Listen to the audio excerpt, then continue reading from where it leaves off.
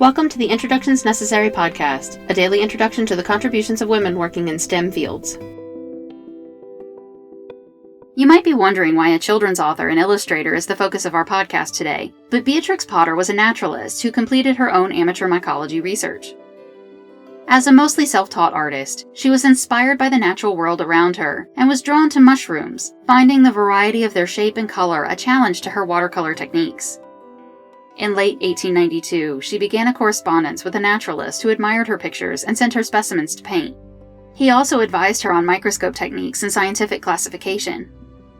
She began to study cross-sections of mushrooms, showing their gills and examining their tiny spores as observed under the microscope. She began speculating on the germination of these spores, and by 1896 she was successfully germinating spores of various fungi on glass plates and measuring their growth under a microscope. In 1897, with help from male naturalists, she submitted a paper on the germination of the spores of Agaricaceae to the Linnean Society. As women were not permitted to be fellows of the society and only fellows could attend meetings, Potter was not allowed to present or hear the discussion of her paper. Some accounts say that the paper was well received, but members felt it needed more work. Some say that her work was dismissed because of her gender, and other accounts say that she noticed some contamination of her samples during this time. The end result was the same, in that she withdrew her paper for amendment, but it was never resubmitted or published and has been lost to time. It was only 5 years later that Potter would write the first of her books, The Tale of Peter Rabbit, which would marry her great imagination with her highly accurate illustrations.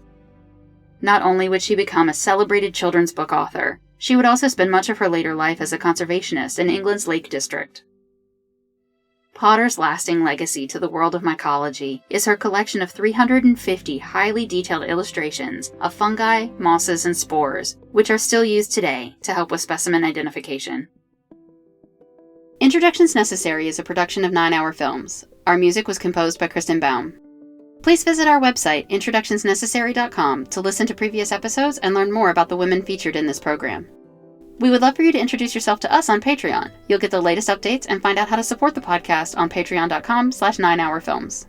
Thank you for listening.